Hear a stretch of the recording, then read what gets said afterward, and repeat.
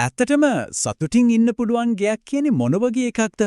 ලොකු සුඛෝපභෝගී මන්දිරයක්ද? එහෙම නැත්නම් හරිම නිස්කලංක සාමකාමී පොඩි පැලක්ද? මේ ප්‍රශ්නෙට උත්තරේ පරම්පරා ගානක් තිස්සේ අපිට කියලා දෙන හරිම ලස්සන කතාවක් තියෙනවා. අපි අහලා බලමු මේ කතාව. හරි. කතාවට යන්න කලින් පොඩ්ඩක් මේ ගැන හිතන්න. බයෙන් ගැහි කන රසමරස කෑම වේලක් ඇත්තටම වටිනවද?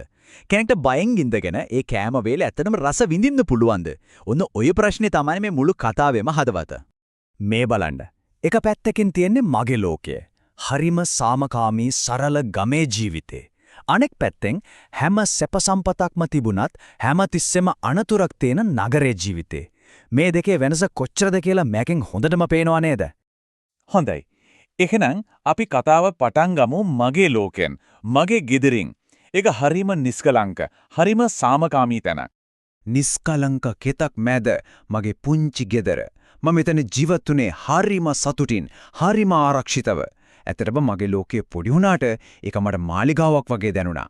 හැමදාම හිතේ තිබුණේ ලොකු සැනසීමක්. අනුතරක් කියන වචනේවත් මම මේ වෙනකන් දැනගෙන හිටියේ නැහැ.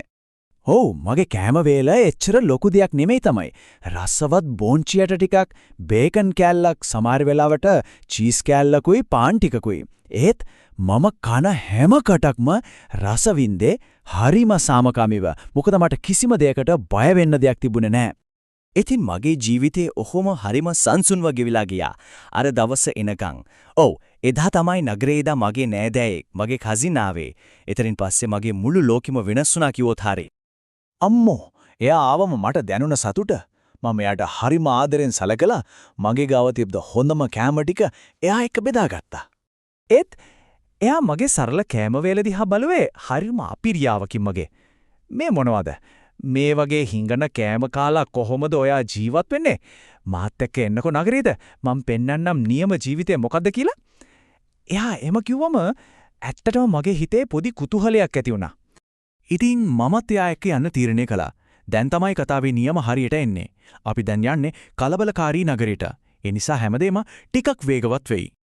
අපි රෑ වෙලා තමයි ඒ ලොකු ගෙදරට ආවේ. ඒ කුස්සිය දැක්කම මගේ ඇස් උඩ ගියා. ඒක කොච්චර ලොකුද? ඒත් ඒ ලොකුකම ඇතුලේ තිබුණේ සීතලක්, පොඩි බයකුත් එක්ක. අම්මෝ, ඒ මේසේ උඩ තිබුණ දේවල් මම ජීවිතේට දැකලා නැති කෑම જાති. මිහිරි ජෙලි, ලස්සන කේක්, සුහඳ චීස්.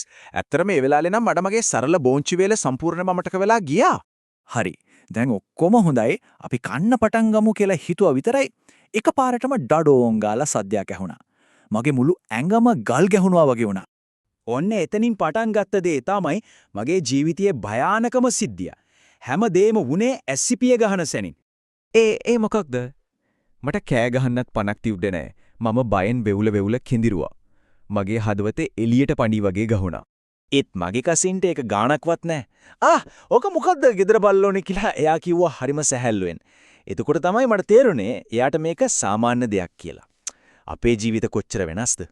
ඒ කියලා ඉවර වෙන්න හම්බුනේ නෑ. දොර ඇරුණා නෙමෙයි, කඩාගෙන වගේ ලොකු බල්ලෝ දෙන්නෙක් ඇතුළට පැන්න ගොරව බුරවුර අපිව කන්න වගේ දිව්වා. ඉතින් අපි දෙන්නට සිද්ධ වුණේ පණ බේර ගන්න දුවන්න. ඒකනම් මගේ ජීවිතේ කවදාවත් අමතක නොවන භයානකම අත්දැකීමක්. හොඳයි. අර දරුණු සිද්ධියෙන් පස්සේ කතාවේ වේගය ආයමත් අඩු වෙනවා. දැන් තියෙන්නේ ලොකු හුස්මක් ගන්න පුළුවන් සැනසීමක්. අපි කොහොම හරි බල්ලන්ගෙන් බේරුණා.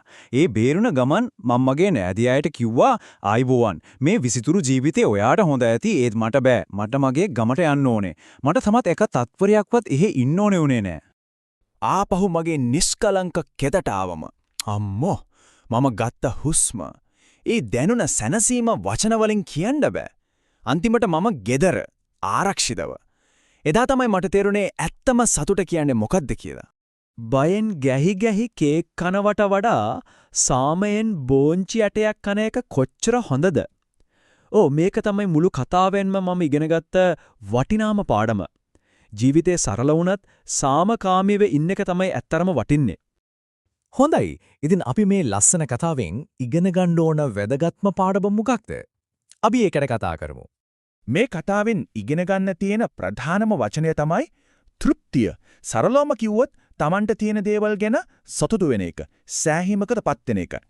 ගමේ මියෙක් වුණ මට තිබුණේ ඔන්න ඔය ගුණේ. හරි.